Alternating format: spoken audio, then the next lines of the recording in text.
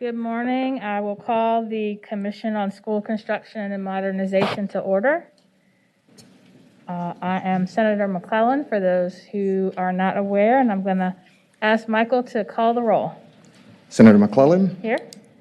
Senator Stanley.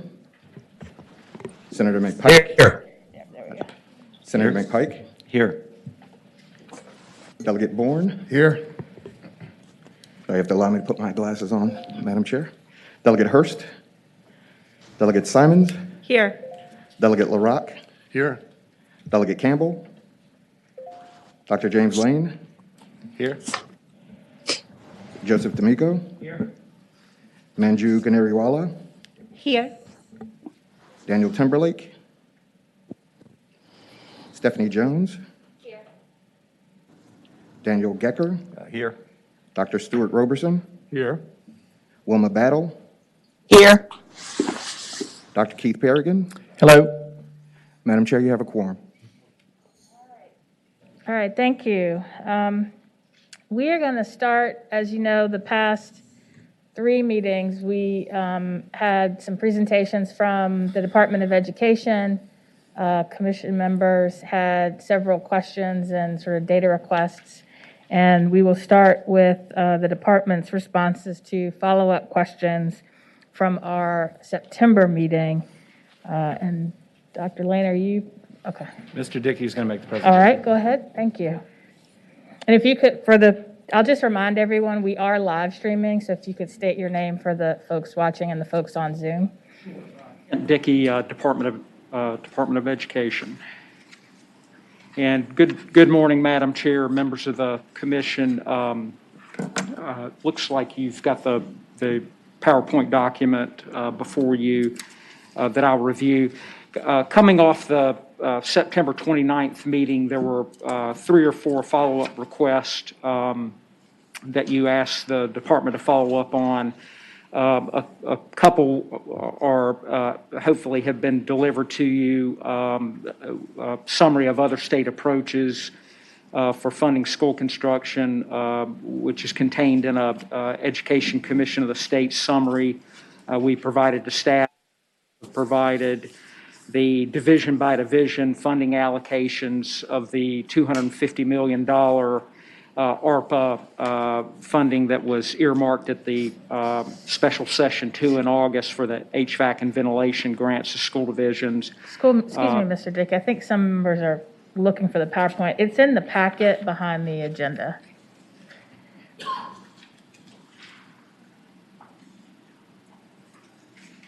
It should be behind the agenda there and the hard copy. Secondly, you asked for some additional information on the relationship between fiscal stress that's produced by the Commission on Local Government, the Local Composite Index, and school construction needs, a further breakdown of the $3 billion in planned renovations, 325 schools that we collected information on in the spring building inventory, where that renovation cost information was not included in the approved capital improvement plans. You wanted a further breakout of that. And then lastly, school division use of the federal pandemic ESSER formula funds for school construction and renovation. So first, on slide 2, oh, great, terrific.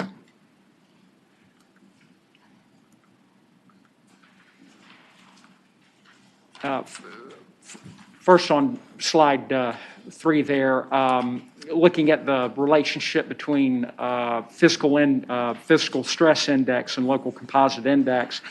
As we expected, there's a strong linear relationship. But both of these, of course, are measures of local ability to pay costs and raise revenue. And as you would expect, a strong linear relationship between the two measures, which are commonly used to as a measure of local resources. And then looking at the specific relationship between the fiscal stress index and the need for construction and renovation, we created two measures of construction and renovation needs based on data from the spring building inventory. We looked at per pupil cost of approved construction and renovation projects as reported in the capital improvement plans from the spring building inventory as one measure to compare to fiscal stress. And then secondly, the average age of school buildings and the amount of time since the last major renovation is another indicator of school building needs. And then looking again at a scatter plot for any linear relationship between these measures of school building needs against the local fiscal stress index. We first looked at the index against per pupil construction and renovation cost. Again, those costs reported on the approved CIPs as collected back in the spring data collection. And as you can see, the scatter plot is quite random, really no linear relationship up or down in terms of the level of fiscal stress being related to school construction cost on a per pupil basis. And then that previous slide was both renovations and construction costs. When we isolated just renovation costs, which is a smaller cost base in CIPs, so the amount per pupil is lower value. Again, really no, and while the amounts really cluster closer on a per pupil basis, again, there's a rather random scatter plot with no linear relationship.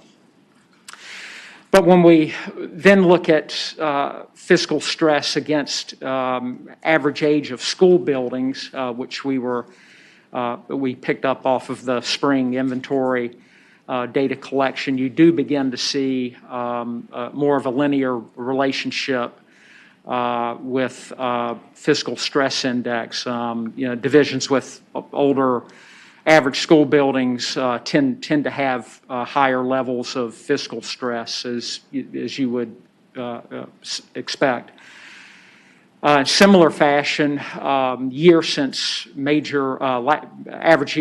the last major building renovation in the school division is reported back in the spring. See a similar linear trend. Divisions with higher stress tend to have longer years on average between building renovations.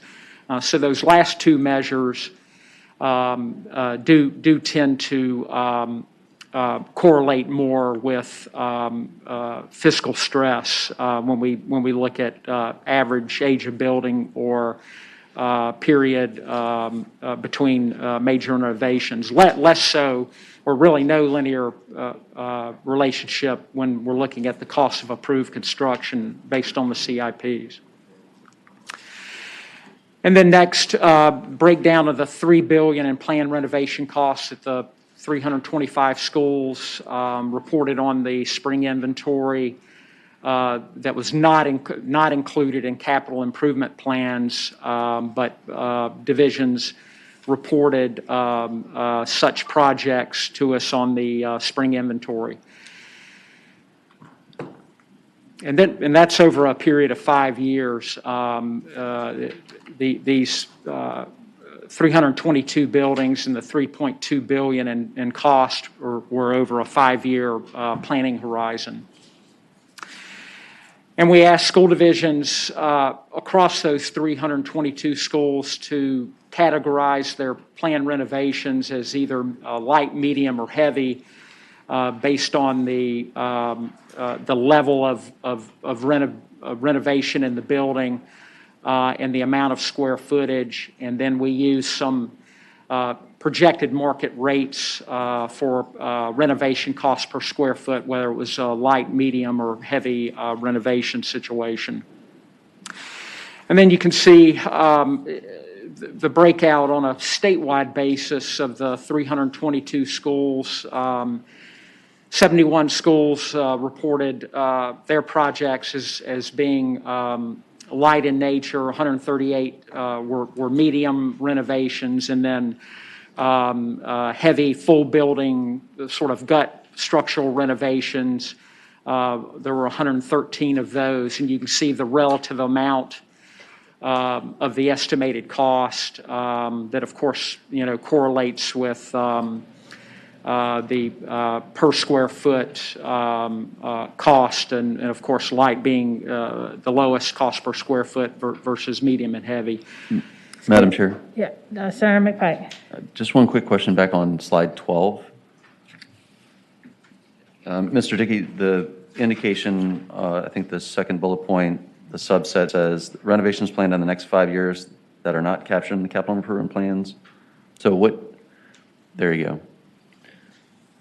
What data is being captured? Are they typically doing 3-year CIP plans, 5-year, 6-year CIP? What data is going in? Can you clarify that point for us? Yes, the primary data source of the construction and renovation costs were officially approved cost in approved active CIP plans. Those tend to be, on average, on a 5-year planning horizon. That's the typical time period. However, part of our data collection, and this was requested by school divisions, included information on these planned renovations that had not yet entered into an approved CIP plan, but were needed and anticipated. They may eventually end up in a approved CIP plan, or funding would be derived to complete them. But these 322 schools, this $3.2 billion, were renovation costs outside of active CIPs. Okay, and as a follow-up, Madam Chair. Senator McPike. So theoretically, some school systems could have provided and others may not have, depending on how well developed the CIP is beyond the 5-year time horizon, correct? That's correct. However, we didn't limit the CIP collection just to 5 years. Okay. That's the typical planning horizon. Okay. But they range from 3 to 10 to a dozen years. Statewide, the typical time frame is 5 years. But we allowed them to report whatever was in their active CIP, regardless of the planning horizon or Okay. endpoint. Thank you, Madam Chair.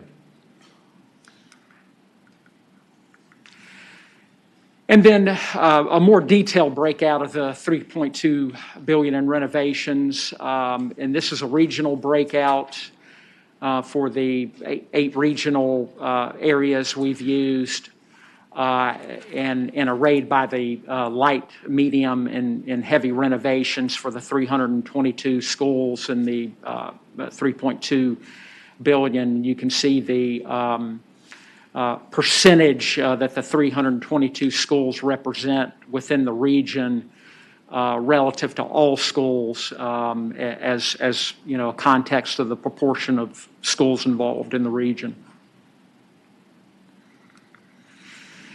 And then lastly, Madam Chair, information on school division requested use of their ESSER formula funds, whether it's ESSER 1, 2, or 3, for construction and renovation and HVAC projects.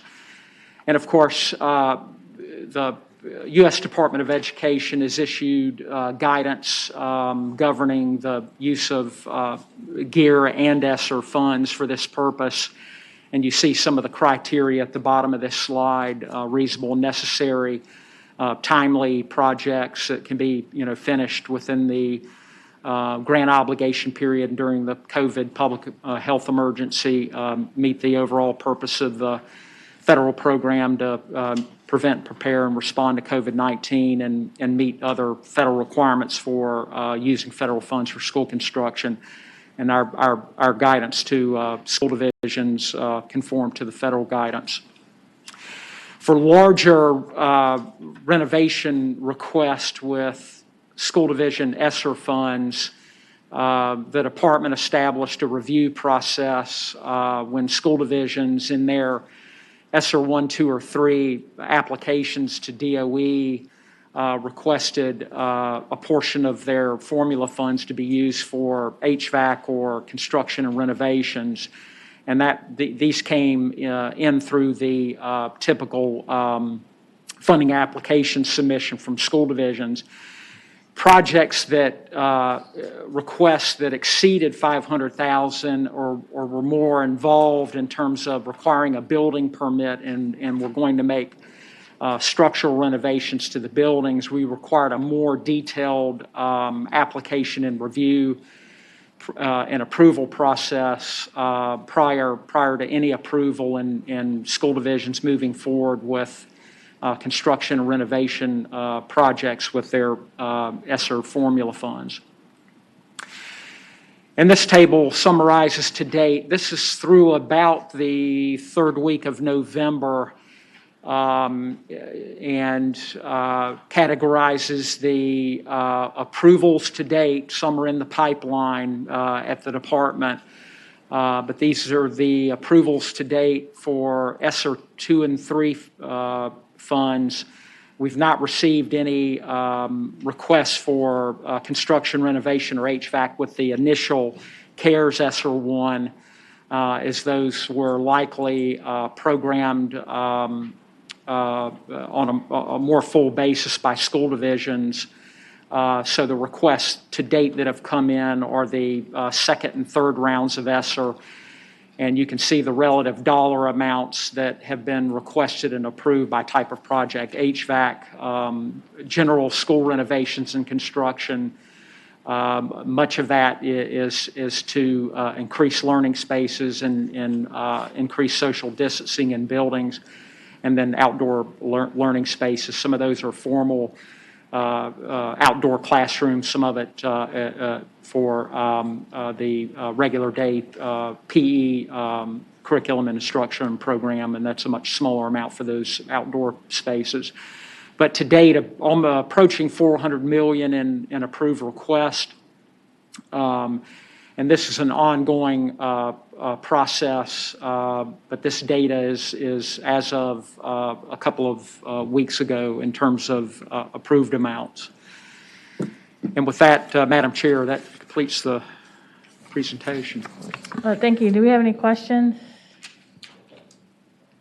Delegate Simons?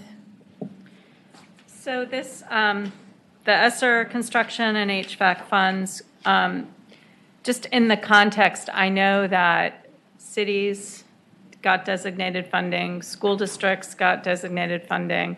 Is this yet another pot, or is this the ARPA funds that went to school districts that then they need to get approval? Yeah, these, there are three tranches of ESSER formula funding, which is the major formula grant, pandemic grant program to school divisions. These funds represent requested uses of those formula funds for school construction, renovation, HVAC projects for the second and third allocations of the ESSER formula program. ESSER 1 was the initial allocation from the initial CARES Act. To date, we've not received any request for construction renovation from those funds. But the second and third formula allocations to school divisions, these represent the approved uses. Of course, the total dollar amounts beyond this are much greater. The ESSER 2 formula funding that went to school divisions was about $850 million. The ESSER 3 formula funding was about $1.9 billion. So only a portion of these two sets of ESSER funds, formula funds that went to school divisions, are being requested for construction, renovation, and HVAC. The rest are most of it's operational costs, enhanced learning loss, other pandemic response allowed under the grant that are non-construction related. Thank you. Any other questions? I have one. Would it be possible for us to get this slide broken down by district? Yes. I think it would be helpful in prior presentations, as we've had the list of needs broken down by division. I think it would be helpful to have, and regions. I think it would be helpful to have the same thing with what we've already paid out. Yeah. Yes. I'm just curious to know, you said the CARES ESSER money hasn't been requested yet? Do you know why and how much was It allocated? it's been allocated. Their school divisions are actively spending it. DOE's reimbursing it. They haven't requested any of their allocation to be used for This purpose, construction or okay. renovation from ESSER 1. Part of that was, the, excuse me, the federal guidelines were pending. I mean, that money was allocated in May of 2020 to school divisions. That was the, initial tranche of money that went out. Right. Madam Chair, if I may respond to that too, as a school superintendent, a lot of that CARES money that came out of the first round, a lot of school divisions use that just to get schools open. And we also didn't have a lot of clear guidance about what we could use for construction purposes at that time. But that was to buy cleaning supplies and masks and all the PPE that goes along with opening school during a pandemic. Thanks, Keith. If I could Dr. just, Lane? Yeah. the other thing I would say is with the great need that we have in student academic difficulty, I think we have to be careful to use the federal funds that are intended for students on capital construction projects. It's allowed, we've allowed it, we've actually approved a project in Bristol, but school divisions need to show that they've got their students back to where they need to be before they start spending on capital. And so I'd be hesitant to think of that as a primary strategy until we can show more data that our students are where they need to be. Any further questions? I have a question. Yes, Douglas LaRock. So I guess this would be a little bit on the methodology. You make reference to per pupil cost as a way of kind of quantifying the effect of a renovation or new construction. But at a quick look, it doesn't seem to take into consideration the longevity.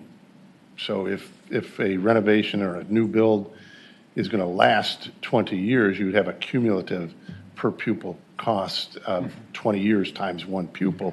If it's going to last 5 years, just hypothetically, that's a very significant difference. So how does the total longevity, how is it taken into consideration when you're using just a per pupil cost, which I assume would be just the capital divided by capacity, number of pupils? Yeah. So go ahead. Yeah, Del Rock, that was a snapshot in time, based on available data from the spring inventory. But you're right, whether it's a new school build or a major renovation, those have varying life cycle and values that vary in duration. So that, the data we had available was simply a snapshot in time, whatever was contained in the context of their, CIP costs that were approved, spread across their student population. It was really a snapshot. It didn't take into account the longevity or the life cycle of the planned construction or renovation. You're correct. Delegate Campbell. Help me out here a little bit if you could. Out of 128 schools that responded to request, the other 7 or 8, whatever it was, did anyone check with them to see why they didn't respond? And then I have another question. Yeah, we would have expected responses from 132 operational school divisions, so 128 did respond, and we actively, checked back and as to their response. Part of it was staffing, part of it was, just the demands of the pandemic. But the response rate was 128 out of 132 operating divisions. Yeah. Okay, and the follow-up question I have is, there's COVID money that's available for certain parts of school construction. But when you look across the state as a whole, that money would go to people that have construction planned or are going to start construction. My thought with this committee was that we would look at school districts that could not afford construction. And how can we get money to these districts?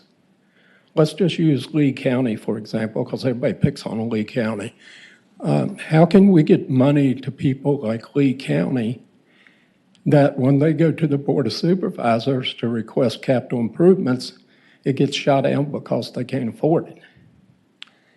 Right, yeah. Let me, Delegate Campbell, that is going to be the direct part of item number 3 on the agenda, is where we're going to discuss some legislative and budgetary suggestions for the 2022 session to address that exact problem. Okay, but, all right, I'll wait. Thank you. Delegate Campbell, I will add, in the context of these ESSER funds, the allocation formula, which is a federal requirement, is sensitive, at least to student need. I mean, it's allocated based on student poverty using the traditional Title I allocation formula. So, you know, in regards, of course, as Dr. Lane indicated, the primary needs are much broader than construction and renovation, and the primary, principle and intent of the funds are much broader than capital uses.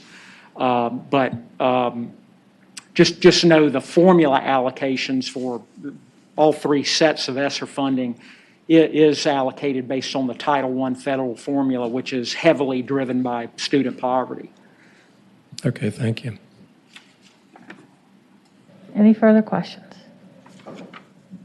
One final one, and just so that I don't think we discussed this prior to, since it hadn't passed yet, but am I correct that the bipartisan infrastructure bill did not include funding for school construction and modernization related projects? That is my understanding. Okay. Yes, ma'am. Thank you. All right, well, if there are no further questions, thank you. And we will move on to a discussion around legislative proposals. And I believe Dr. Lane, I'll ask to start this discussion. The department has, I believe, 4 recommendations. And I think included in one is an item that was handed out back on July 27th. There was a letter sent to the governor, the chair of the Senate Finance and Appropriations Committee, and the chair of the House Appropriations Committee pursuant to item 145C11E of the Appropriations Act. And I believe you're going to include that in your discussion. Yes, ma'am. Okay, go ahead. Well, thank you. Yes, we have been brainstorming ideas and recommendations for the commission, and I'll share all 4, and Senator McClellan, just let us know if you'd like us to go into more depth on any of the 4. But the first is, as you mentioned, a recommendation to make some revisions and improvements to the literary fund that we issued in the joint letter that you just referenced with the treasurer, and so thank you for your support with that. There are several recommendations there, 6 specifically, but one that I'll highlight is really a need to increase the maximum loan amount. Right now, it's currently at $7.5 million. I think when we created the literary fund and put that number in place, that probably was close to what construction costs could have done at the time. But having built or been a part of 11 renovations or new construction builds in my career, even a moderately sized elementary school, when you start thinking architectural, site work, engineering, and then of course the construction, you're looking at upwards of 25 to 35 million. I think you saw some numbers from us that said it could be as low as 17, but I don't think that included site work, design, and some other factors that go into play. And so we're recommending that the maximum loan amount go to at least 25 million. I think that you'll see much more subscription to the literary fund, and of course, it is being underutilized, and therefore a lot of funds are reverting to things such as the teacher fund. And I think Dr. Perigin gave you a really nice summary of some of those factors. The second idea that we had in terms of how we might think about funding schools, and this might help answer Delegate Campbell's question, would be to create a specific grant program for schools with high fiscal stress so that they could tap not into just loans, but actual direct funding. I don't know that it would necessarily have to be the full cost of renovating a school, but I think if you got into granting to a school division even 20, 25, 30%, localities are going to have a hard time not jumping on board with that. And of course, the grant program could fund a higher percentage. The third idea that we have, and I'll credit this one to Mr. Gecker, he can go into way more detail on this than me because he and I discussed this recently, but we could ask the Board of Education to create standards of quality specifically around what's required to maintain a facility, because I think some of the issues that we face is that school divisions from time to time don't have the money to keep the school at the status it needs to be to have the longevity that we want, or they make decisions with funding to put that funding in other areas. But similarly, we could also have standards of quality around school facilities and when they need to be updated or renovated or replaced. Then the final idea that we had is, and this one might be might take a lot more discussion and potentially conversation with, county leadership, but school divisions on the whole tend to spend well above 95% of all the funds that they get every year, but they routinely have, say, 4 to 5% of funds left that is often referred to as turnback in schools, and that funding reverts to the county and goes into to their local county general fund. One of the things the commission could think about is incentives that we could put in place for counties to take all of that turnback funding and put it into a capital construction fund every year, and or requirements that they do so with certain funds or state funds. I don't have any specific recommendations on what that would look like. I think that our counties would probably prefer incentives versus mandates, but I think that I'll use one of my localities as an example. I was in a school division before I was in Chesterfield that had 4 schools. We turned back about $1 million a year. If we put that into a fund, you'd be able to replace a school every 25 years. And I think that that could be pretty attractive to localities and to school divisions to use some of the funds that they have to build up piles of funds, if you will, to renovate schools in time. So those are the 4 ideas that we had off the top.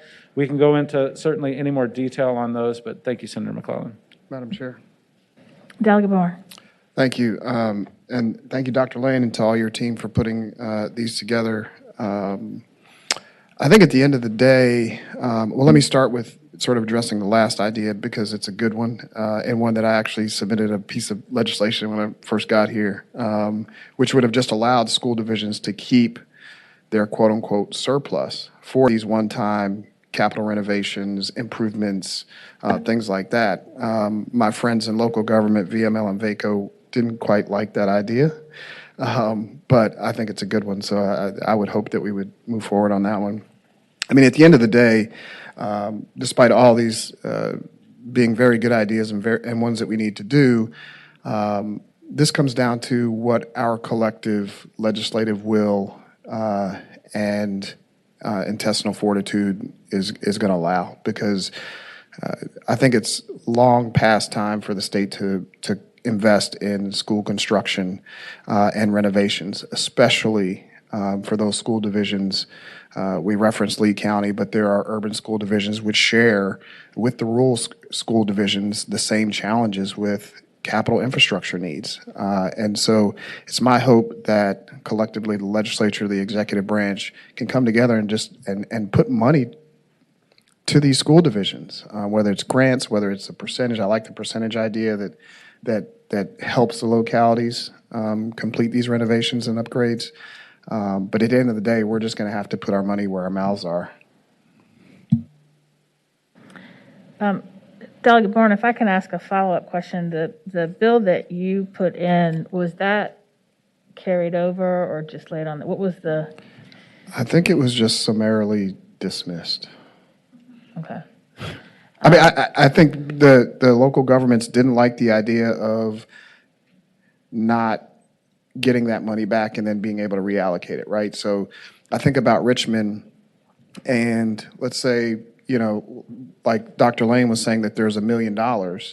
Well, my bill didn't put it into a fund. It just said, hey, the schools can keep that for one-time renovation upgrade costs, right? Like they don't have to turn it back because, as Dr. Lane and other superintendents probably can recognize, and we do this all throughout government, when we get close to the end of the fiscal year and we've got some money that's still left over, we just spend it, right? Like, because we don't like giving money back.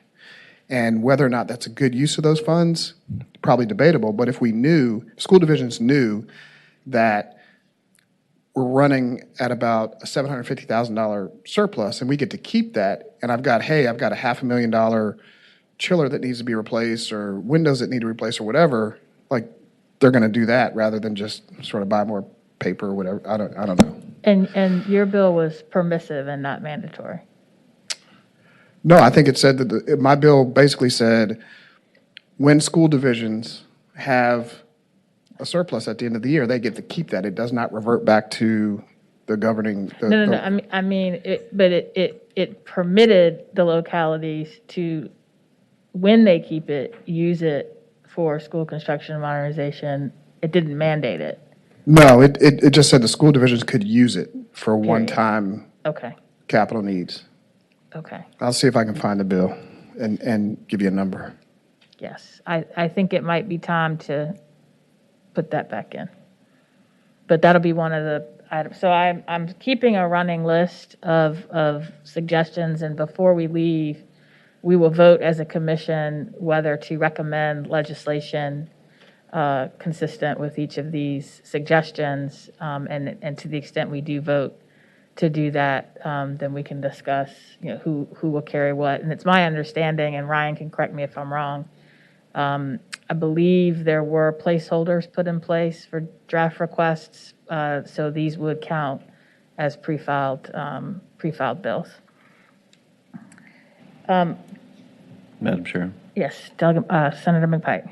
Thank you, Madam Chair. I guess one follow-up to Dr. Lane, the comment that Mr. Gecker has suggested in terms of the Board of Education creating a standards of quality.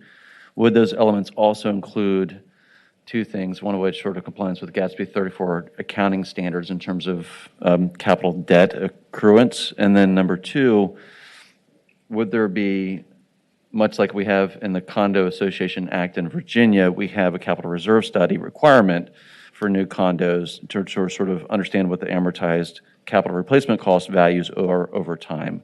Would that BOE standard of quality address those two items? I'm concerned that the temptation is to put, and I like the incentives discussions of figuring out ways to incentivize Board of Supervisors to collaborate with the school boards on what the capital investment, but I'm cautioned that the temptation politically would be to say, here's $1 billion, one-time capital, go away, and the problem magically disappears. Well, structurally, if we do that, we're not fixing a thing. We're pushing a string, and we'll be at this again in 5 years or 10 years and having the same discussion. But it's my hope that we roll up the sleeves and actually have some structural discussions about what data, what deferred capital replacement are on the books across all these school divisions to understand what the numbers truly are. My guess is some of the data that's submitted that was presented today is simply what's on the books, but not the total universe of what's out there. And so, I think there's a larger discussion. I'm hopeful that we have some longer term structural things that keep us out of this position in the future. So I don't know if maybe Mr. Gecker or Dr. Lane could speak to, are those two items sort of envisioned in that standard of quality?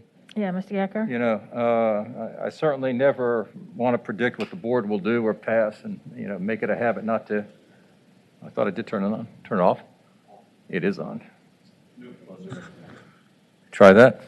Okay, sorry about that. As I said, I don't predict what the board will do, but it certainly, and, I think we've talked about this before, at times the school construction issue is viewed at its point in time, when in fact, as you point out, Senator McPike, it really is an ongoing issue. One of the things that I think and would hope would be part of a plan would be a requirement that a certain amount be spent every year on capital maintenance. The percentage, honestly, I think will end up being around 2% of replacement cost, and I'll yield to the folks who might know a little bit more about the construction side than I do, but 2% seems like a rational number and one that's been used elsewhere. And what that suggests is that whatever incentives or money that the Assembly decides to give for local construction really needs to have a longer term to it, so that we can measure annually, or at least biannually, how much is being spent toward construction. So, for example, in Dr. Lane's specific grant program, if that were changed slightly to be a program that subsidized debt service, debt service subsidy, that subsidy could be changed annually based upon the maintenance that the division was doing. That is, if they didn't hit a required threshold, the subsidy could be reduced, et cetera. And so I would expect if the board were to get into this field, that is the type of discussion we would have and the kind of direction we would go in. One follow-up. Senator McPike. Thank you, Madam Chair. And I guess as a part of our funding discussions for part of the recommendations, it may be to help fund sort of capital reserve studies across the divisions. I mean, it seems like we need to at least start with a baseline to understand what the replacement value of the assets and when those assets require the renewal. Roof at 20 years, HVAC 15 years, what that replacement cycle looks like. Without that data, I think the Board of Education would be in a tough spot in future years of then having to find funding to address it. And so one of my suggestions to this commission would be also to be funding of the necessary capital reserve of assets across the divisions. And I know it's a big effort, but some I think probably have more advanced than others, but I think we need to understand what that universe looks like in order for the Board of Education to actually create a standard to measure against. And Mr. D'Amico, I hate to put you on the spot here, but maybe this is a good time to talk. This could be a fifth recommendation, but your team has a tool that can essentially assess the replacement need. I know we mentioned it on a slide 2 sessions ago, but it might be good to remind the commission of that. And it could be a requirement that all school divisions put their capital assets into that tool. Thank you, Dr. Lane. Madam Chair, DGS, we have developed a application that can provide an estimate on the maintenance reserve needs of existing facilities. And we've engaged and talked with DOE about this. It requires the input of a number of certain data points, but is something that we possibly could look at and have these school districts provide that information to be able to come up with an estimate.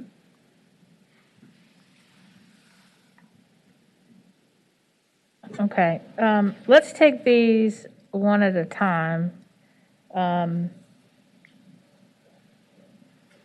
Now, in the letter, the July 27th letter, there were several recommendations made to the governor and the money committee chairs on improvements to the literary fund specific to making it more attractive as a funding source for these projects. But Dr. Lane, you only highlighted one. Would it be your recommendation that we adopt all 6 of the recommendations? Yes, ma'am. Sorry, I highlighted one just to give you an example of the types of things we're recommending, but all 6 would, actually several of these have to go hand in hand for it to be successful. Okay, just wanted to clarify that.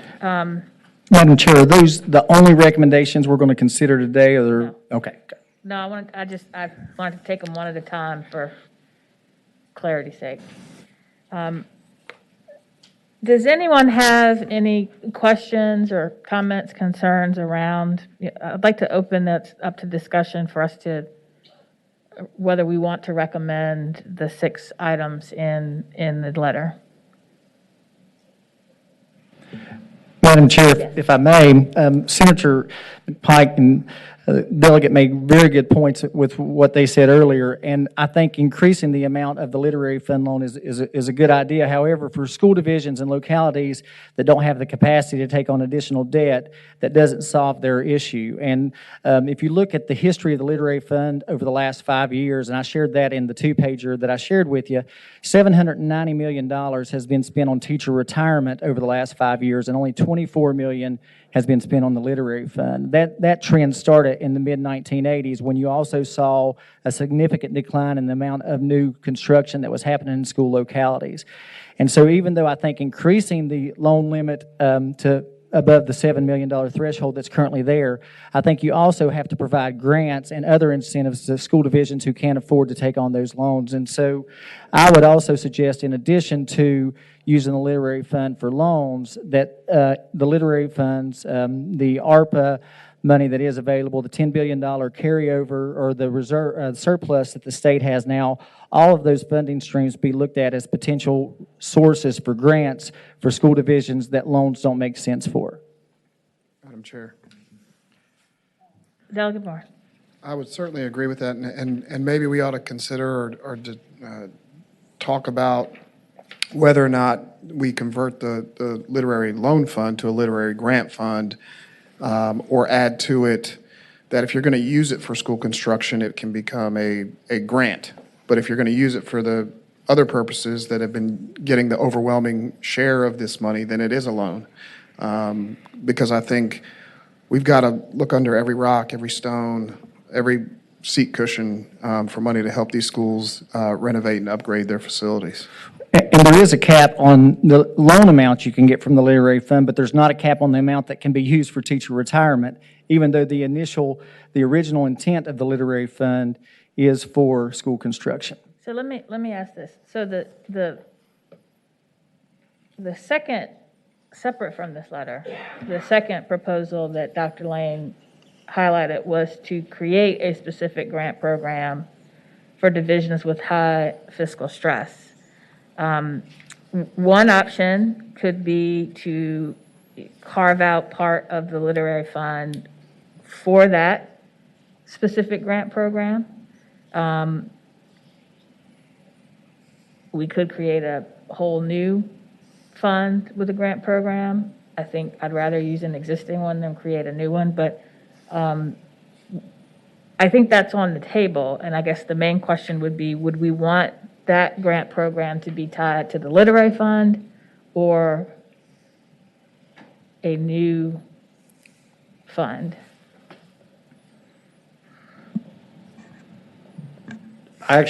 My take on that would be whichever is most feasible for the General Assembly. In my mind, the school divisions that benefit from the literary fund typically are the school divisions that would need it as a grant anyways. Yeah. And so I think there's a case to be made. You could take the literary fund, ramp it up from the 80 million per year, and then everything that you put above the 80 million could go into the grant program, so it's a single funding source. To me, that's really just a financial decision that we could determine with DPB in terms of the mechanics. But Okay. I don't think we have an opposition or support of that methodology. Okay, I see money committee staff in the back of the room who may have opinions on this, knowing what they know about their members.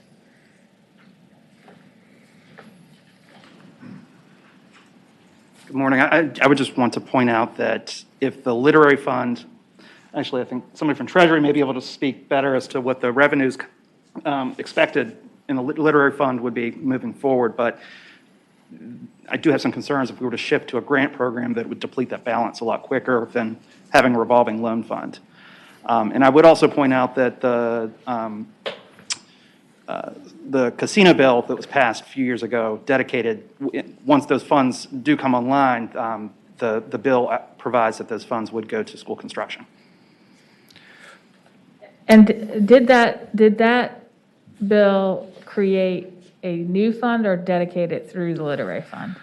It didn't specify. It's Okay. just an enactment clause that says that it would go to school construction, and it did not specify how the funds would be distributed. Okay. Madam Chair. Delegate Bourne. I certainly think that is that was a good thing that came out of the casino bills. But I don't think that that should impact our decision to continue to abdicate our responsibility from the general fund. These are costs and investments that we, I think, have a moral and ethical responsibility to make, irrespective of how well or how bad a casino in a particular area does. And I think what we've seen over the years, if you analogize the casino revenue that could come in for school construction to what we've seen happen with the lottery funds, where they've just supplanted, not supported, I think that's a huge risk, and I don't think that's one that I would continue to support, and I hope that we would not allow it to be shifted or rationalized because we've got these casino revenues that are going to ultimately start to come in, but may be subject to more supplanting. I would just add too, if I may, to what Zach said is, currently hardly anybody is using the literary fund for school construction. So it's obviously going to deplete it more if you use it for grants, but at least it's being used for the purpose that it was intended for. Yeah.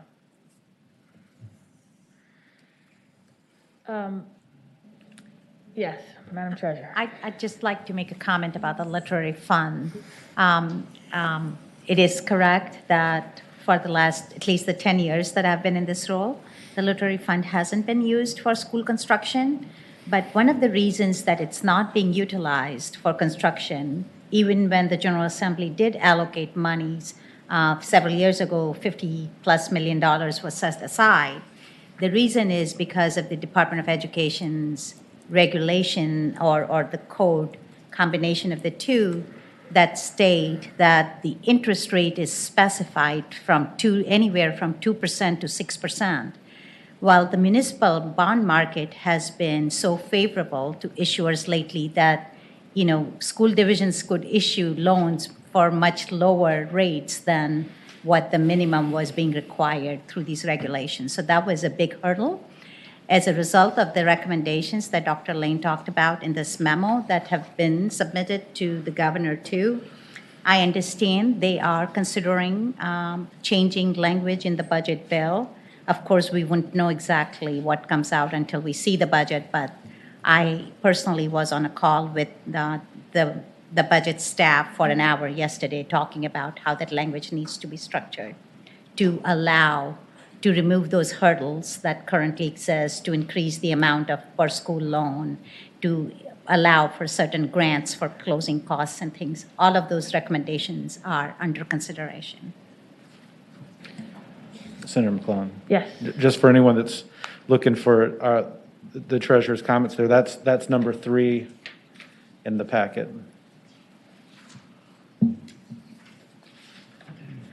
And so number 3 would be either in the governor's introduced budget or could be done through a budget amendment and would not need to be separate legislation. And the closing cost is number 6, which was also mentioned.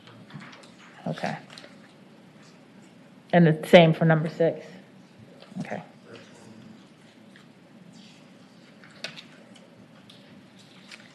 While we're at it, and this, I don't know if this is a question for Ryan or for you, Dr. Lane, for each of these, so I think it'd be helpful to identify what would require, I mean, technically you can do anything in the budget, but the budget is temporary and the code is permanent.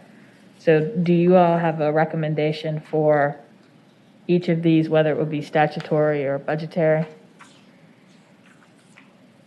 When we write this up for the commission, we can add that to the language, certainly to make it clear the mechanics you'd have to use to get it approved. Okay. The number 2, for instance, is in the code. Number 3 is in code and regs. And then some of the others are newer incentives like 5 and 6. So that could be done a couple different ways. Okay. So based on this discussion, I see 2 possible routes, maybe 3. Set aside the source of the money over here for a minute. But the mechanism is literary fund, possibly designating a specific portion towards school construction, and we can set aside for a minute loans, grants, or a combination. New fund that has dedicated resources, or a combination of both. Does anyone on the commission have a preference or a thought as to which direction we should go? I would just add to we shouldn't limit ourselves just to the literary fund, but there is the surplus the state has. There is the revenue loss provision money that is part of, okay, I'm gotcha. coming to that. Okay. So that's why I said set aside the source of the money.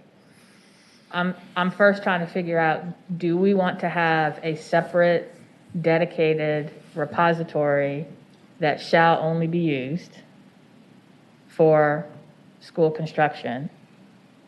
If the answer is yes, then we can get into where does that come from.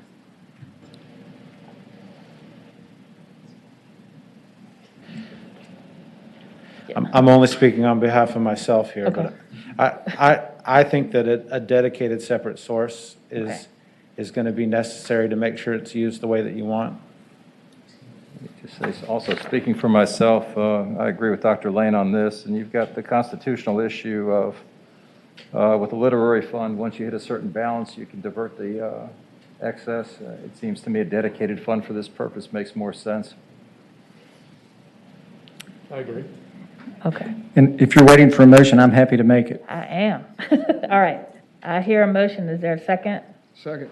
Okay, all in favor? Aye. All right. And Senator Stanley, you reminded me, and this is either a question for you or for Ryan, but at one time, there was legislation proposed to create such a fund. Am I remembering that correctly? Madam Chair, Senator Bill Stanley, you are correct about that, and we've tried to vary it in certain ways.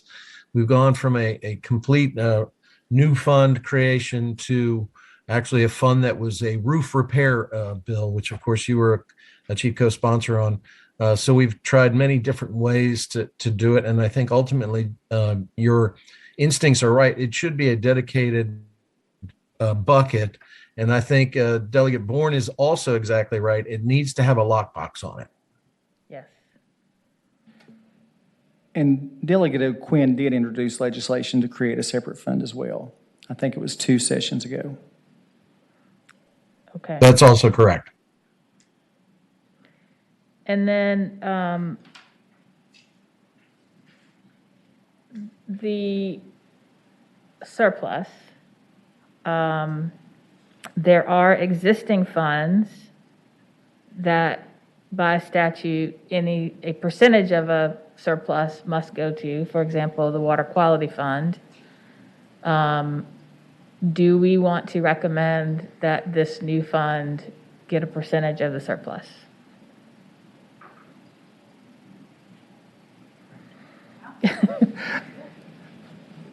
I would love to see that, honestly. Okay. We already know, because that's an existing law, and we can clarify that casino revenue goes to school construction. We can designate that goes specifically to that fund.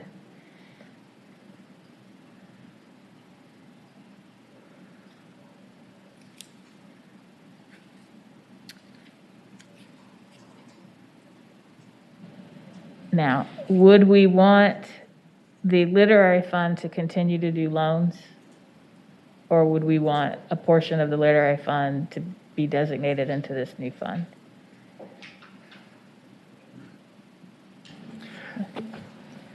Madam Chair, I think some school divisions would benefit from the loans. Some school divisions would benefit from the grants. Virginia is not a one-size-fits-all state, and to have multiple opportunities for divisions with different capacities, I think, is the wise thing to do. Madam Chair. Delegate Moore. I would agree. I did like sort of where Dr. Lane was going with if we increase the amount of it, anything over and above the current $80 million, could be that grant program. But I'd also ponder whether or not we could, if we're going to tinker with the language and the eligibility, whether or not, there's some creative way to convert a loan to a grant for a school division that might need it, right? So like if Richmond got a loan, but for some reason they needed to convert it to a grant, or they met certain metrics or something like that to convert it to a grant, I think that might be another way to help school divisions. And we could do that based on where they are on the fiscal stress spectrum. My thinking is similar to Dr. Perigin's in that the Literary Fund is not only used for new school construction, it's renovations, it's other types of projects. And I don't know that the state necessarily needs to be taking on projects to add a CTE wing or something like that, where that might be a huge need in a school division. We have our basic standards for what should be in a school, and I think that the state should be focused on funding, the basics of what a school needs, and then the frills and anything else, would go through loans and other strategies for school divisions. And I don't mean to call CTE a frill. I mean, it's absolutely necessary. But whether you have one CTE space, two CTE spaces, or 10 is a local decision. Right. And so that's more my thinking is, I agree, it's not a one-size-fits-all. There will be school divisions that need loan strategies. There will be school divisions that need grant strategies, and I think we ought to have all those programs available. Okay. So I think we could do that by having the new fund be for grants and continue the loans through the literary fund. Okay. And I liked what Mr. Bourne was saying about potentially converting, but there's a part of me that thinks that could get confusing in its mechanisms, and that, if we had a school division that just needed a grant, I think they would probably prefer to just have it as a grant on the front end. Yeah, I agree with that. But Delegate Simons. So one of the big problems I see is school divisions not having access to the borrowing and the bond issuance that the cities have. So with this new fund, is there anything, and this might be a question for the treasurer, is there anything that this fund could do to help with the borrowing that a school division would need to do to build a new school? Would it matter if it was a grant or if it was a loan in terms of trying to leverage their ability to borrow the money to build a new school?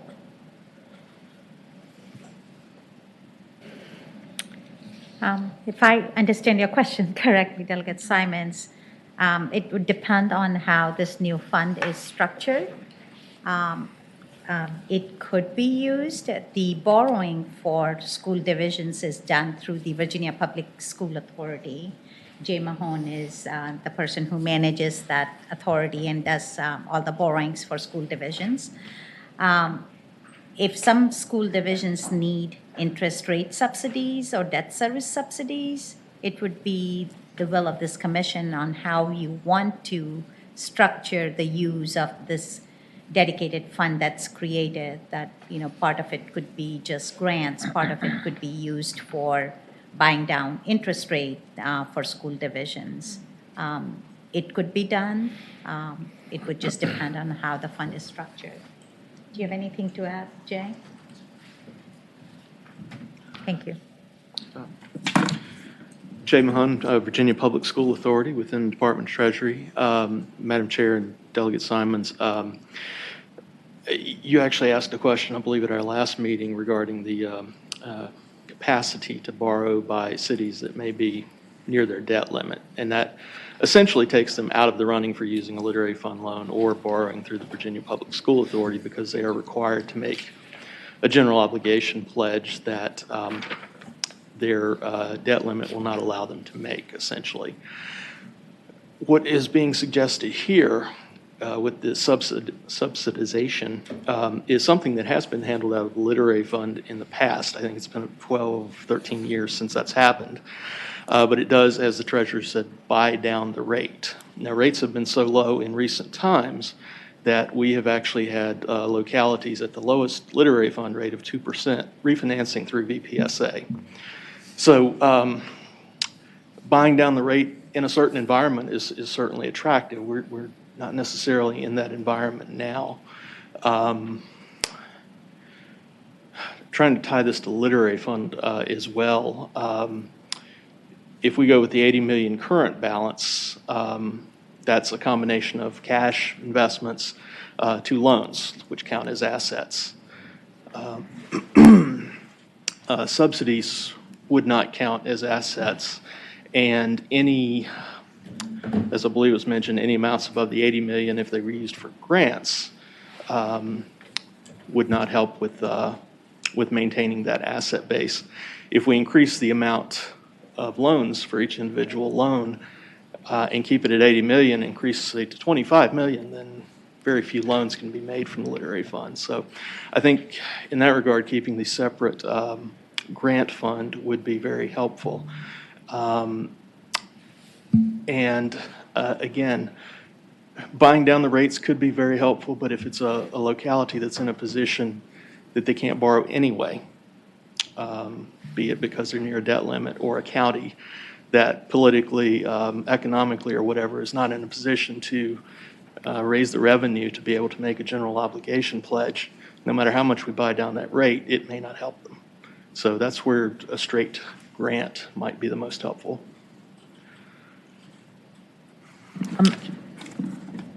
So I found the bill last year, or earlier this year, House Bill 2093 from Delegate O'Quinn and Senate Bill 1087 from Senator Pillion created a school construction fund and program as a special non-reverting fund in the Treasury, and the Department of Education would establish the program for the purpose of providing grants subject to certain conditions, which included no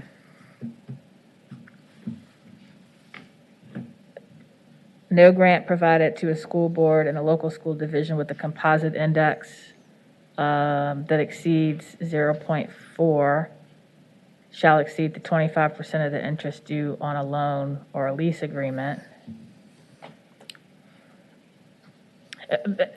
To summarize, basically the conditions kind of tied it a little bit more to ability to pay and fiscally stressed divisions. So it sounds like and that did pass the Senate. It was left in House Appropriations.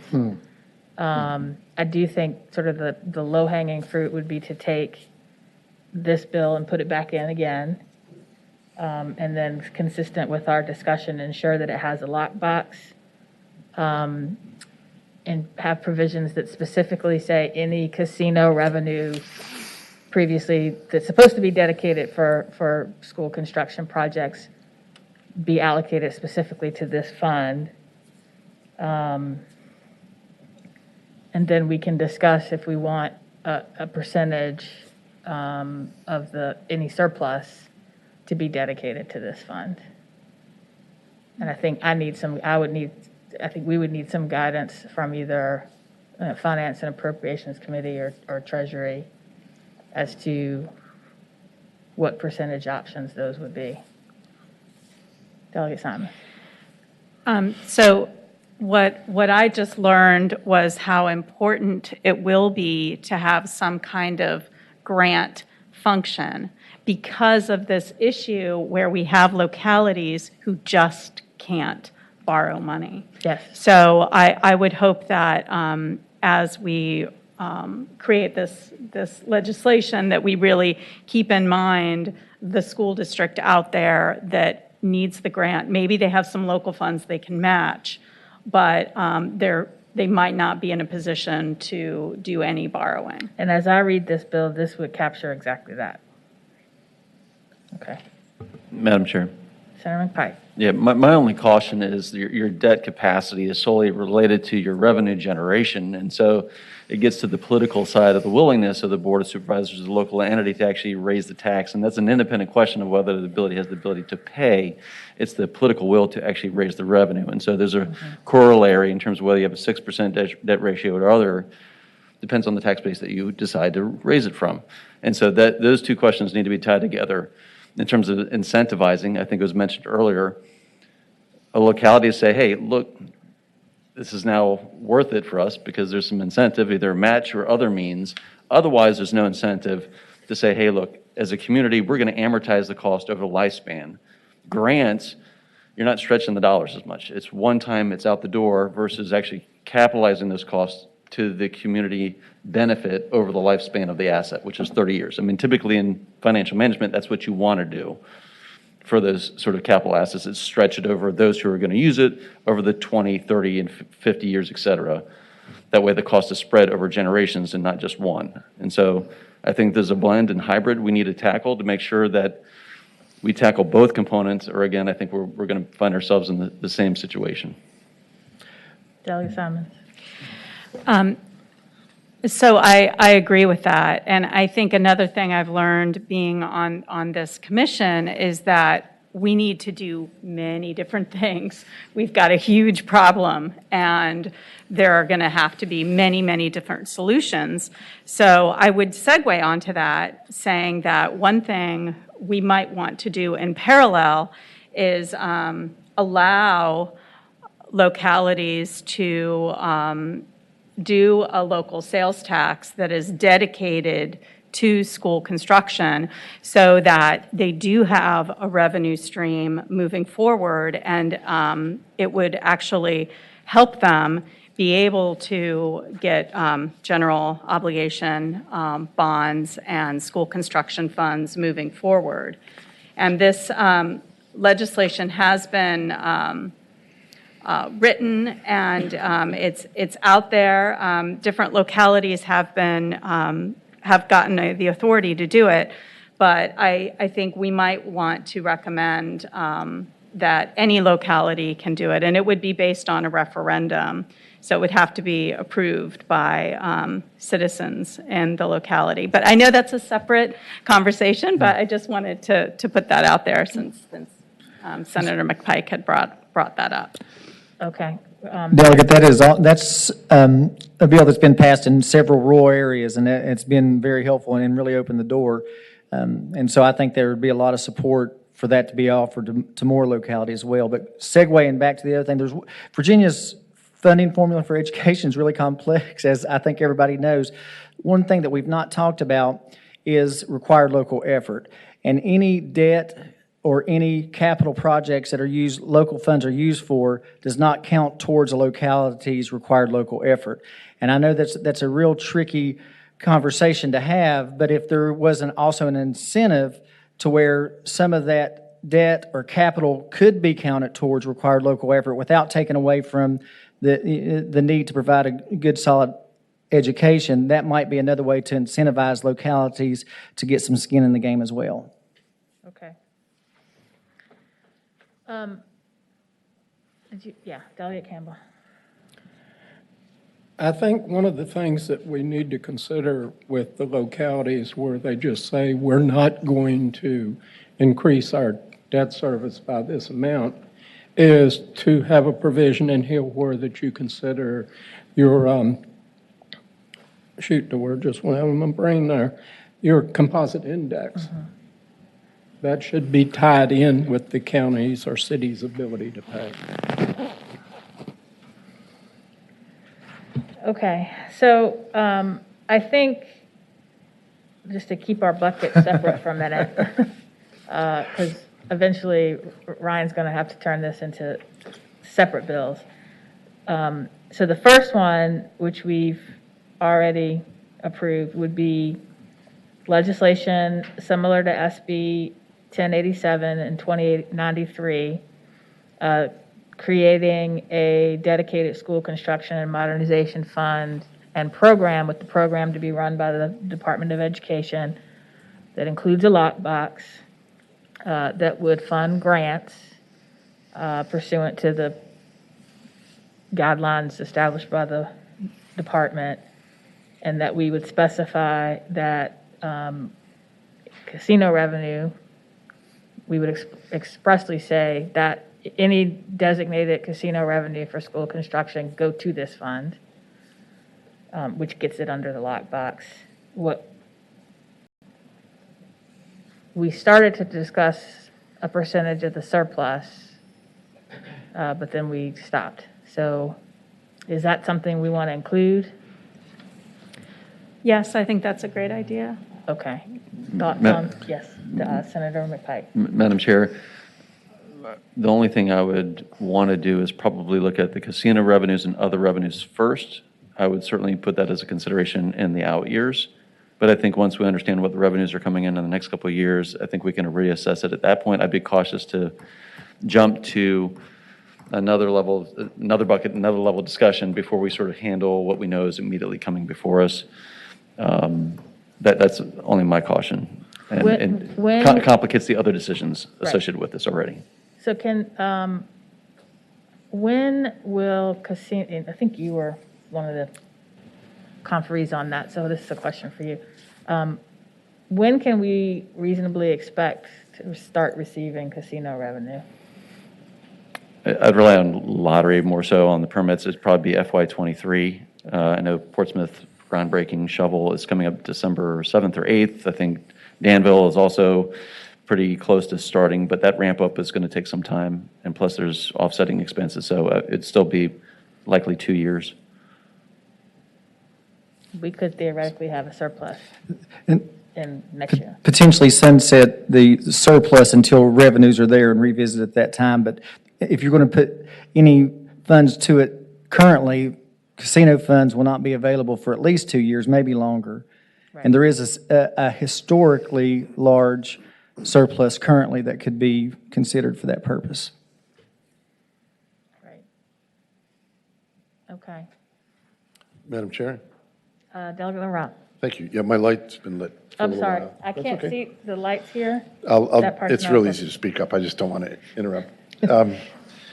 So I'm looking at the recommendation in number 3, and I haven't heard much discussion around the idea of shifting the interest rates.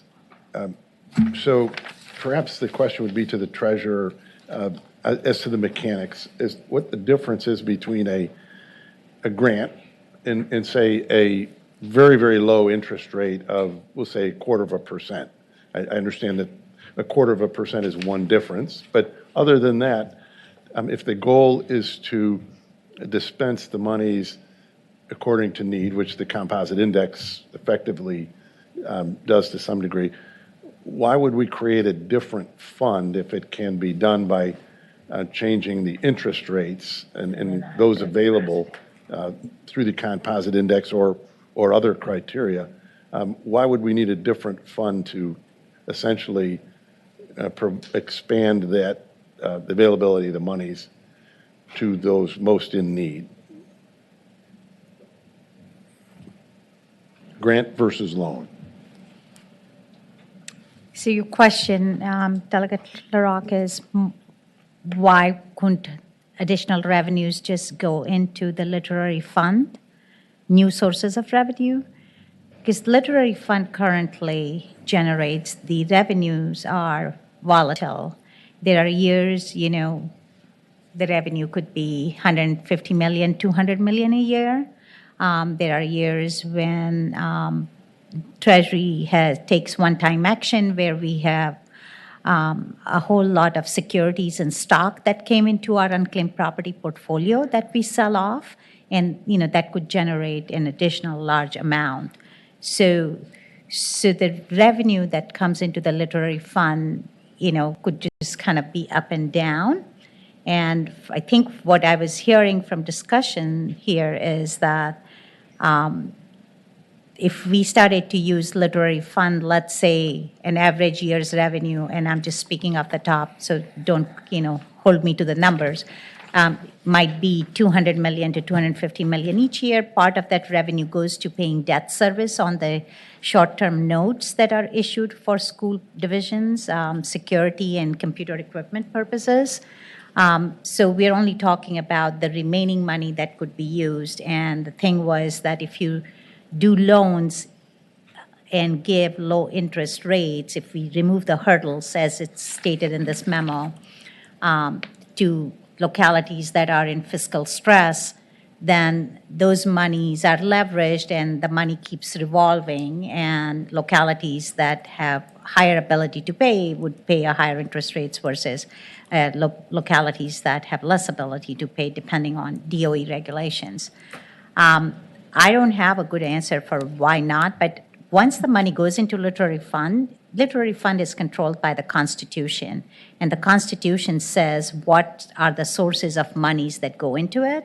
So to establish, for example, whether this new dedicated fund that the Commission's been discussing here, and let's say the money's coming from a percentage of surplus or whatever source that might be, a dedicated source, I would assume that the Constitution would have to be changed to allow that new source of revenue going into the literary fund. And once the money go into the literary fund, they can never be taken out. They stay into the fund. So if you keep the money, if the Commission's looking at other sources of revenue, it would be better to keep it in a dedicated a fund that's separate from the literary fund. Dr. Lane, I think he also Follow-up has. comment if I Well, may, I think Dr. Did Lane. I also- answer your Sure, question? go ahead. I think Yeah, Dr. Lane also wants to answer your question. Yeah, I think the broader question they asked Delegate LaRock around why grants versus, say, 0% loans, even in a 0% loan, the school division has to pay it back dollar for dollar. In the grant, they don't have to pay anything back. That's the main goal. If I Well, and may, also, if you don't, if that locality is already at its debt capacity, it can't get a new loan. Right. Yeah. if I may, Madam Chair, Yes, Delegate LaRock.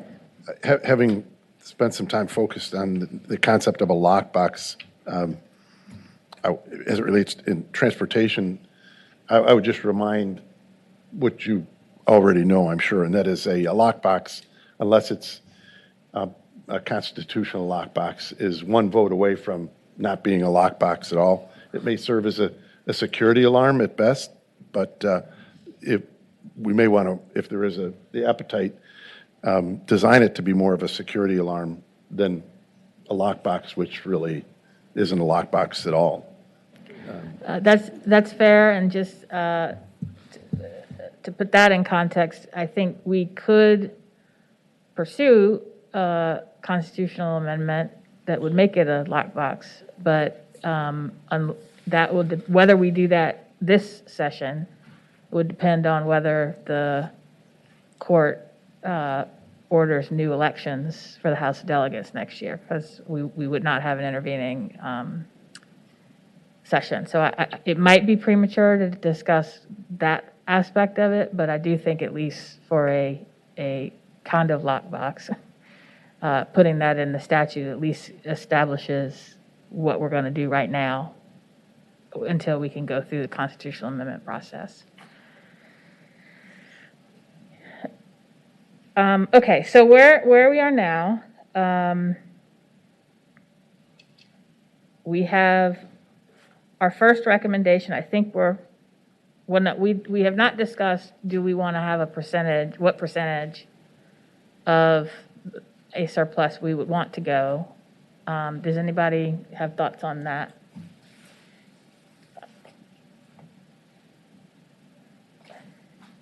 Well, let me ask our money committee experts. What percentage of a surplus is available currently? Or is all of it spoken for?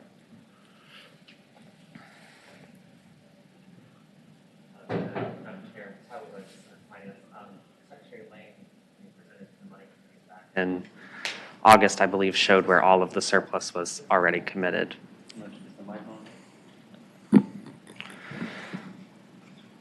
Madam Chair, sorry. Secretary Lane's presentation in August displayed where the surplus for this fiscal year was already committed, and there were no funds available from it. So 100% is already statutorily committed somewhere else. Based on his accounting sheet, and then there are additional resources projected for the next biennium.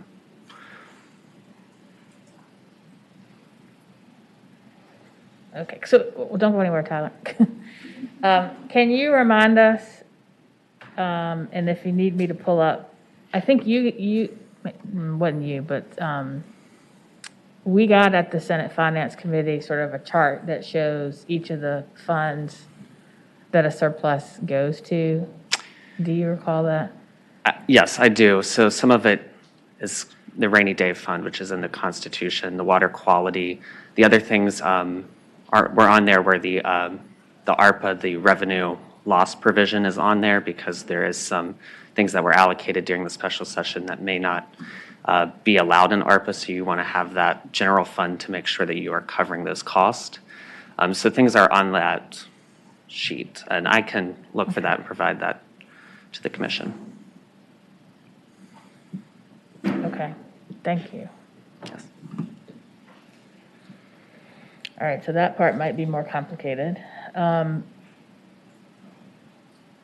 me park, I think we've got at least the school construction fund bill pretty much baked, so let me park that for a minute.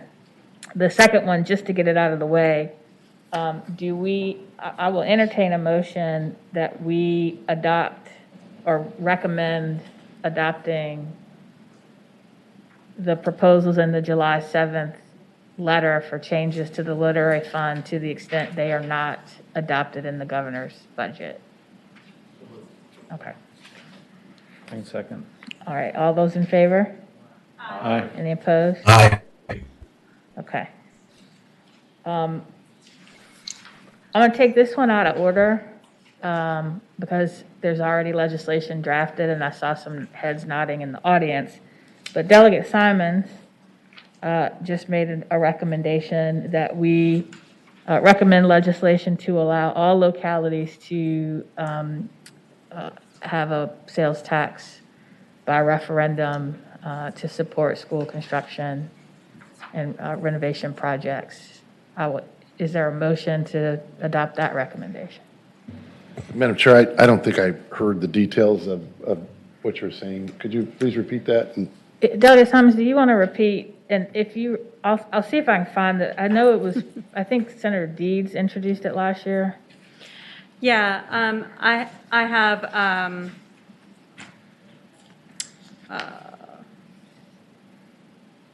I don't have the bill number in front of me right now, but it. Madam Chair, Senator Stanley. if she wants, I can just explain it very briefly. The proposal is simply to stop the Christmas tree effect of a statute that is already in place. Every year, counties ask us to come to the General Assembly and add them to the ability to raise their sales tax, maintain it for school construction. So what it does is basically it allows all counties to engage in that by referendum rather than having to ask permission of the General Assembly.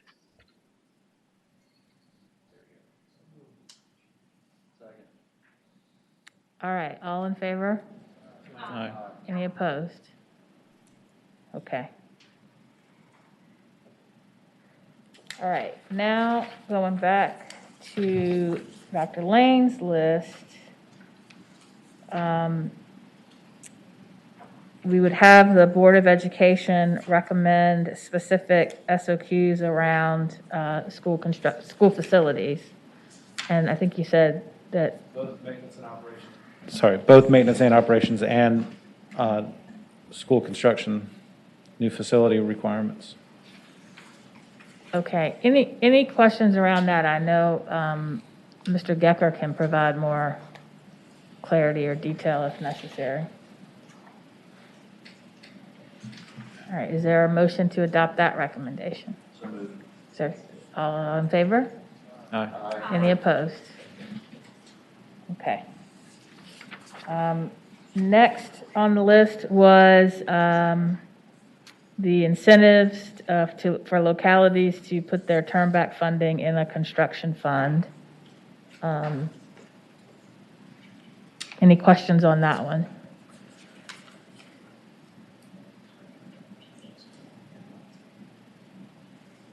Let me ask a dumb question. Is this essentially the Bourne bill, or is it the Bourne bill plus?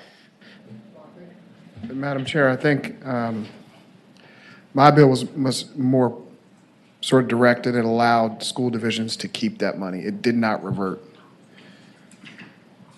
Rather than provide Okay. incentives to the local governing body to use that money for Okay, so school that's- construction. So that's, It's a different approach. It's a different I think get to the approach. same end, hopefully. Yeah. But as I've always learned, it's easier to keep your money than it is to chase and get it back.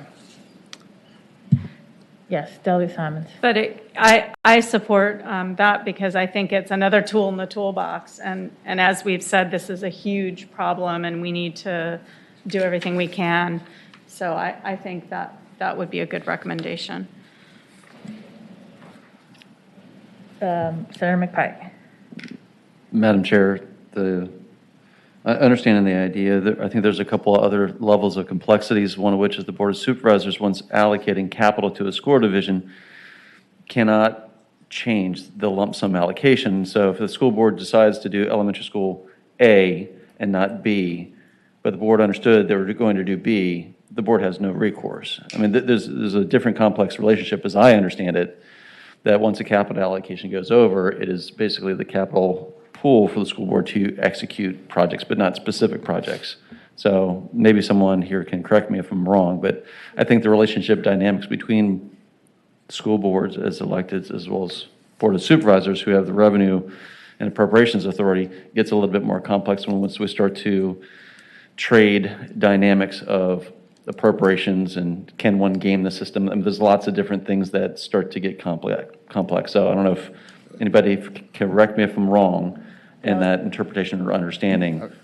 Delegate Bourne looks like Yeah, I he mean, wants- there are people in this room on this dais that are a lot more learned in these than I am, but the intent of my bill was those operating dollars. So if for Richmond, if the city council and the mayor appropriated $300 million to Richmond Public Schools to run their school system, not capital money, and Richmond Public Schools did everything they were supposed to do for $298 million, then that $2 million typically would revert back to the local government. My bill would have said, no, it doesn't revert. The schools get to keep that, and the restrictions on spending that are one-time capital infrastructure needs. So upgrades to maintenance and buildings and things like that. Because the idea being that you don't want to use that $2 million for teacher salaries or the ongoing expenses. It's just one time that you manage your money better one year than you did the other. Delegate Campbell. As someone who has been on the school board and the Board of Supervisors, I've seen both sides of this issue. And when I was a supervisor, we set up a program to where that our schools could keep their surplus to use for capital improvement programs. Well, you would think that that would work great.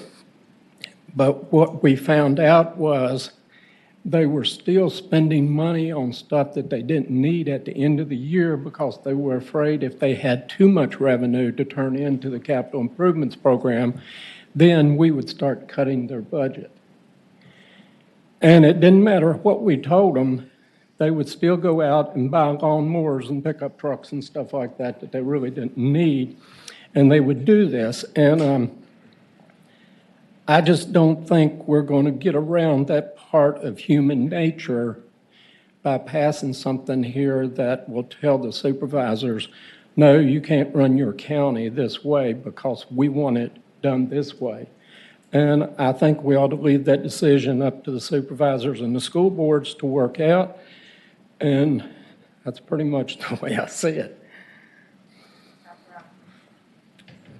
I know that this conversation is actually occurring at a couple of different levels. One is capital, one is operations. I'm only going to focus on capital side, and I think Delegate Campbell is correct in saying, and I think Delegate Bourne too Delegate Bourne has pointed out that the relationships have to be managed between the two governing bodies.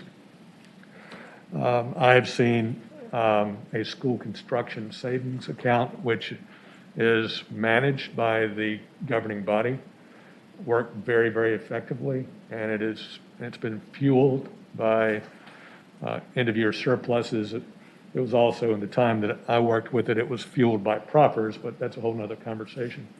But I can imagine that if localities were willing to establish that tool in the toolbox, that would go a long way, and it would also play well with communities and with school systems who have the need. It's simply a fund that's managed by the county or the city. It's invested so that it grows, and in this instance, what we're describing here today could be fueled largely by end-of-year funds or other surpluses that came on both sides of the ledger, from the city, county, or schools.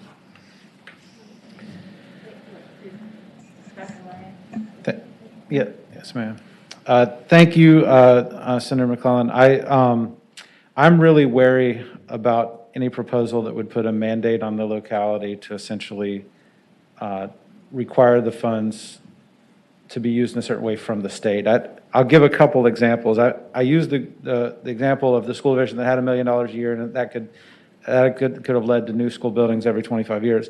I will also say there are many localities, especially the larger localities, that already have arrangements with their locality. Those funds do come back to them, but they actually base that in operations. I don't necessarily recommend that, but it's necessary for them to meet their goals every year. And so when I mentioned this originally, my hope with this item was that we would build some incentives to ensure that every locality had some type of arrangement and had worked out what they want to do. I do think the governing body ultimately still has to appropriate these funds, partially constitutionally, but also I think that even if the school division's fund got to 30 million and they needed 5 more million from the locality, we've got to incentivize a way for them to work together on this, because ultimately, whereas the ideal situation would be that they would grow enough funds to just build a new school, I think that it's always going to have to be supplemented with some local funds at some point. And so I can share some ideas of types of incentives if you'd like. One example could be to qualify for VPSA or this new grant program or a literary fund loan, you have to have one of these arrangements. I mean, that could be a simple incentive, but I'm wary of a mandate, and I think we'll face fierce opposition from localities on that. Madam Chair. Dr. Perrigan and then Delegate Bourne. As much as a school superintendent as I like Delegate Bourne's idea, I agree with Dr. Lane that school boards would love it, boards of supervisors and city councils probably would not, and so the chances of that getting passed in the General Assembly with the different levels of support. But I do agree with the incentivization of that. We have an agreement with our city council in Bristol that we can do that, and I know a lot of other school divisions would love to have that, and if you could incentivize it by making that one of the requirements to receive a grant, I think that would encourage more localities to take that step on their own without it being a mandate. So first, and maybe I haven't done a very good job of explaining, but there's no mandate on a local government, and there's no mandate to give it back. It just doesn't revert, right? And the local government body, to address constitution, I'm not a constitutional lawyer. I did stay at a Holiday Inn Express last night, though. The local governing body has already appropriated that money to the school division. It just stays with them if they have a resource. And we're not talking about $30, $40, $50 million out of a $200 million budget. We're talking probably $750, $2 million one year, and maybe $100,000 the next year, right? And it's for those deferred maintenance items that just don't ever get funded. And I think it's wonderful to hear that there are localities across this Commonwealth that have good working relationships between the school board and the governing body. But I will tell you, my frame of reference is not that. You can read articles over the last decade. I mean, even right now, the school board and the city council and the mayor are debating whether or not, who's responsible for building schools and who can they spend construction savings, right, for design and RFP stuff, right? And so that's great that those localities do have good working relationships and they've set these things up. But I worry about places like Richmond where the relationship is not where we would like it to be. And the only people that end up suffering are the kids that go into these dilapidated, crumbling schools. And so I think if we're talking about expanding our toolbox in meaningful ways, I don't think we can leave any option on the table. But am I happy that we're discussing actually doing anything about this? Absolutely. I just think that, I mean, obviously I thought that my bill was a good bill and a good approach, but I understand. I heard all the detriments to it, right? But I just think it's appropriated. It's not, because what happens is it goes back to the school or the local governing body and they say, oh, we fully funded schools. Well, really, they're losing that delta every year that they give back. So as I read Delegate Bourne's bill, and it basically says any school board may finance capital projects with any funds appropriated to it that are unexpended. So if you have a school, as I read the bill, if you have a school division, let's see. Can the folks on Zoom mute yourselves? We're getting the echo in the committee room. Oh, I see. Someone just joined Zoom. All right, thank you. I was so caught up in my question, I didn't notice he was leaving. As I read the bill, if you have a school division, or if you have a locality that it already says the school can keep it for operating funds, this bill wouldn't change that. If you have a locality that says you shall give us back what you don't spend, this doesn't change that. I would add one clarification to that, Senator McClellan. Generally speaking, these funds are held at the county and the treasurer and not crossing over school years in a separate school division fund. But yes, practically speaking, it would be the same. But the county does still have to reappropriate those funds annually. Okay. Well, just to end this conversation, is there a motion or not to recommend the Bourne bill from 2019? So moved. Is there a second? All in favor? Aye. Aye. Aye. All opposed? All right, let me get the noes to raise your hand. 2, 3, 4. And the yeses, raise your hand. And they're 1, 2, 3, 4. And I heard one on the, okay. That passed. Senator Stanley votes aye. Yes. So that makes the list. Yes, so, Dr. Lane, you gave one example of an incentive. Were there others? Well, Senator McClellan, I need to know how specific we want to be, or could the commission kind of authorize us to create more general language? We can do that. I would recommend going general, and we can get specific through legislation. Okay, is that a motion?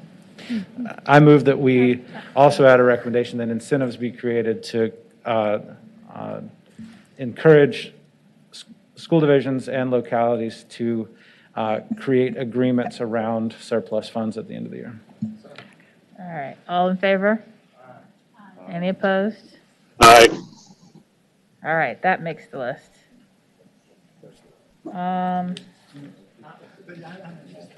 I think, Dr. Lane, have we covered all of your recommendations? Yes, ma'am, thank you. Okay. Actually, just one more.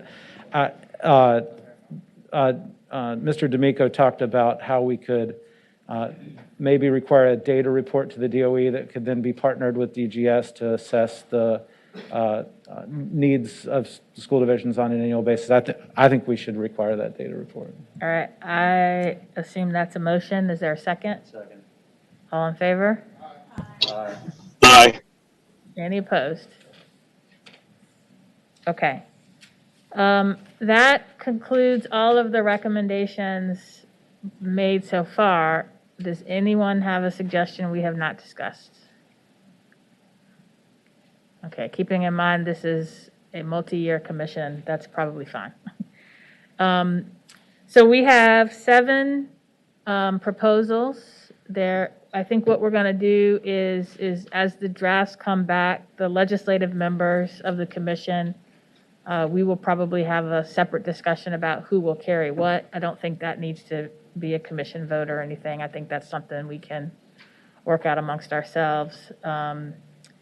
And then, Ryan, we have a report we are required to submit to several people. What is the date of that?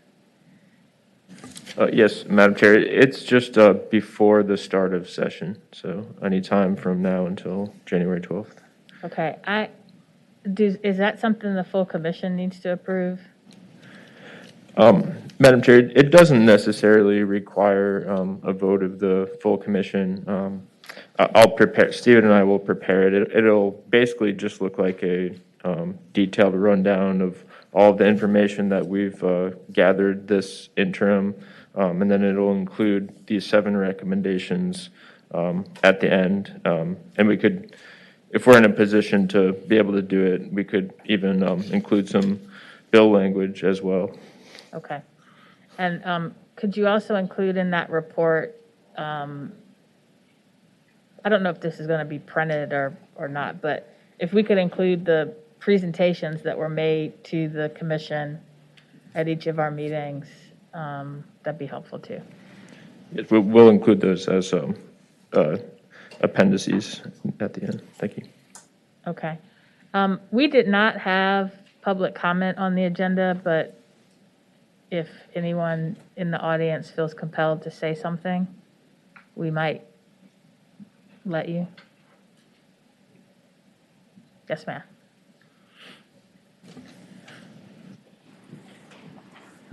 Madam Chair and Commission, thank you very much.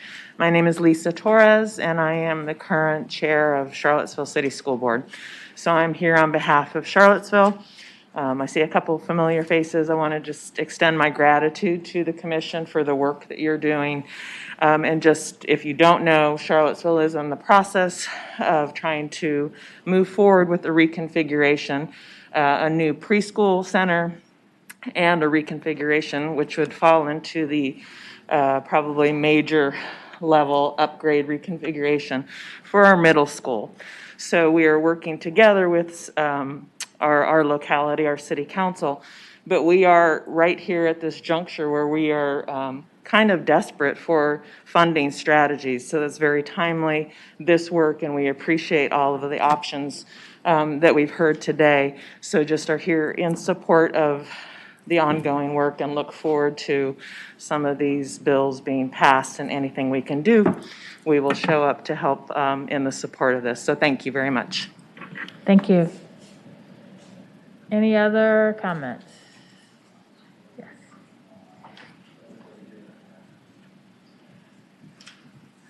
Good morning, Madam Chair, members of the Commission. Jeremy Bennett, representing the Virginia Association of Counties. We just want to say how appreciative we are of the work of the Commission examining this issue. It's one of the priorities in our legislative program for 2022 to make sure there's adequate state funding for schools as well as additional local authority. We're particularly appreciative of the recommendation to expand the so-called Halifax Special Taxing Authority statewide, and look forward to working with members of the Commission on that initiative.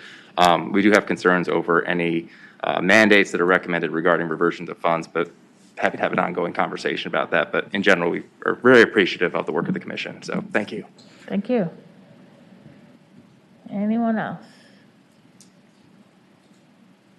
If not, I want to thank the commission for your work over the past year. We started out virtually, and it took us a while to get going.